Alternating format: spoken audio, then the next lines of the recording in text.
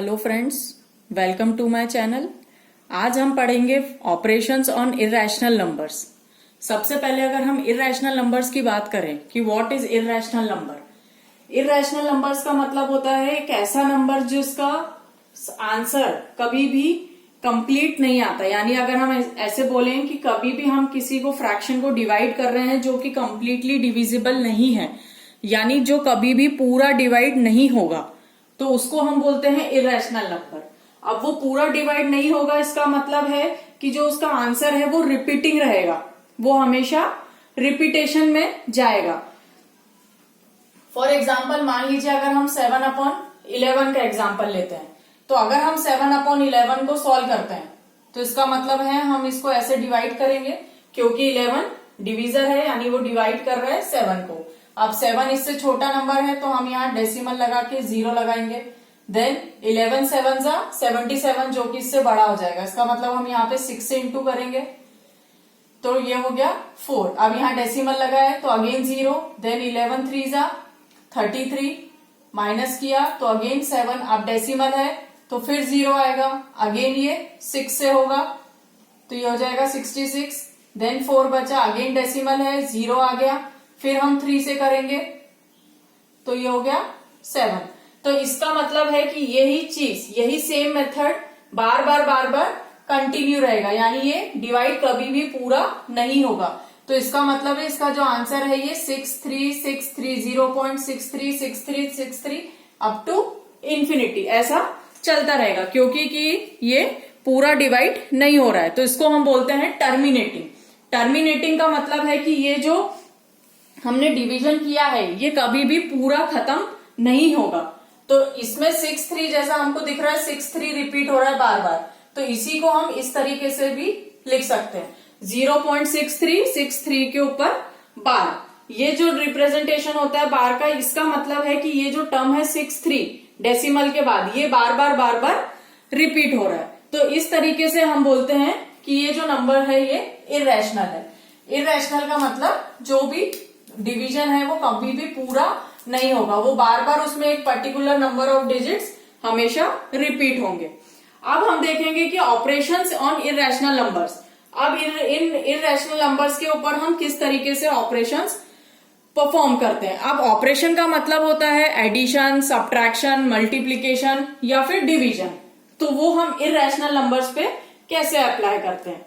अब अगर हम रूट में बात करें तो √2, √3, √5 ये सारे ही नंबर्स इर्रेशनल नंबर्स हैं, क्योंकि कि इनका जब आप वैल्यू निकालोगे तो वो कभी भी पूरी नहीं आएगी। जैसे अभी हमने एग्जांपल देखा था कि वो रिपीट हो रही है डिजिट, वैसे ही इनके रिपीट डिजिट्स भी रिपीट होते हैं, तो इसलिए ये नंबर्स हो गए इर्रेशनल नंबर्स।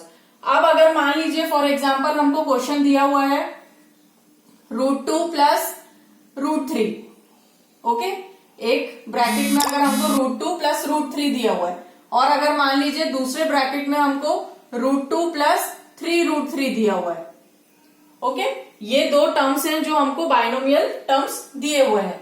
अब इसमें अगर हमको मान लीजिए एडिशन करना है, अगर हम पहला ऑपरेशन इसमें एडिशन का लगाते हैं तो एडिशन करना है तो इसका मतलब है √2 प्लस √2। अब जैसे अगर हम लीनियर इक्वेशन सॉल्व करते थे, अगर x और x है तो हम इसको क्या बोलते हैं कि ये लाइक टर्म्स हैं, यानी ये सॉल्व हो जाते हैं, ऐड हो सकते हैं, माइनस हो सकते हैं। उसी तरीके से अगर रूट के अंदर वैल्यू सेम है तो वो लाइक टर्म्स कहलाते हैं। फॉर एग्जाम्पल अगर हमको इनको ऐड करना है तो √2 प्लस √2 ये हो जाएगा 2√2।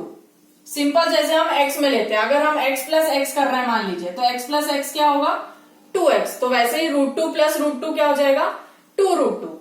उसी तरीके से यहाँ पर रूट में 3 है और इधर भी रूट में 3 है, इसका मतलब ये दोनों टर्म्स भी लाइक टर्म्स हैं। इसका कोफिशिएंट यहाँ पर 1 है, कुछ नहीं है, इसका मतलब 1 है, तो 1√3 और 3√3 जब आप इनको ऐड करोगे तो इनके कोफिशिएंट्स ऐड होंगे, 3 + 1 4, तो ये हो जाएगा 4√3।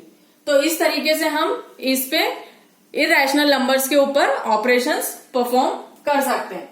अब अगर मान लीजिए फॉर एग्जांपल अगर आपको इसको रूट्स में लेने में प्रॉब्लम आ रही है या फिर कंफ्यूजन हो रहा है, मान लीजिए अगर हमको क्वेश्चन दिया हुआ है √2 plus 5√3, you have to add this with 3√3 plus 5√2। अब एक ये वाला एग्जाम्पल देखते हैं, इसमें भी √2 ये दोनों लाइक टर्म्स हैं, यानी ये ऐड हो जाएंगी, तो √2 प्लस 5√2 यानी ये हो गया 6√2। आपको √2 को as a variable x assume करना है। तो अगर मान लीजिए ये x है, अब अगर हम यहाँ पे √2 को मान लीजिए x ले लेते हैं और √3 को y ले लेते हैं, तो इसी इक्वेशन को हम इस तरीके से भी समझ सकते हैं कि √2 की वैल्यू हमने x मानी है, तो इस √2 की जगह मैं क्या लिखूंगी x, प्लस √3 की वैल्यू हमने y सपोज करी है, तो ये हो गया 5y। सेम यहाँ पर 3√3 है, √3 की वैल्यू हमने y ली है, तो यहाँ पर हो जाएगा 3y प्लस 5x, क्योंकि यहाँ पर √2 की जगह हमने x डाल लिया।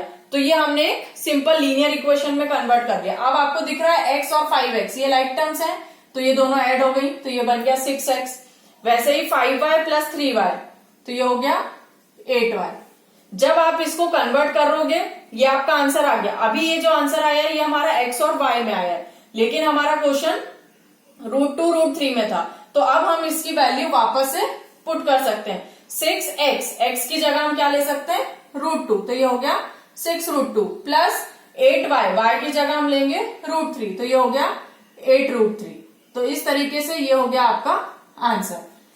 तो ये जस्ट एक सिंपल सा मेथड है। अगर आपको √2, √3, √5 इरेशनल नंबर लेके सॉल्व करने में प्रॉब्लम आ रही है, तो आप उसको इस तरीके से वेरिएबल अज्यूम कर सकते हैं, फिर आप उसको सिंपल एक लीनियर इक्वेशन के फॉर्म में सॉल्व कर लीजिए, और जो फाइनल आंसर आएगा उसमें लास्ट में आप वापस उस वेरिएबल की वैल्यू को पुट कर सकते हैं। तो इससे भी आपका आंसर हमेशा सही आएगा और एक्यूरेट आएगा, क्योंकि बहुत सारे लोगों को लीनियर इक्वेशन को सॉल्व करने में प्रॉब्लम आता है, या फिर इरेशनल नंबर्स को लेके क्वेश्चन करने में प्रॉब्लम आती है। तो इस तरीके से आप बहुत अच्छे से शॉर्ट ट्रिक से इसको सॉल्व कर सकते हैं। अगर आपको अच्छा लगे तो प्लीज मेरे चैनल को लाइक और सब्सक्राइब करना ना भूलें, और आगे भी और वीडियोस के लिए अपडेट रहें।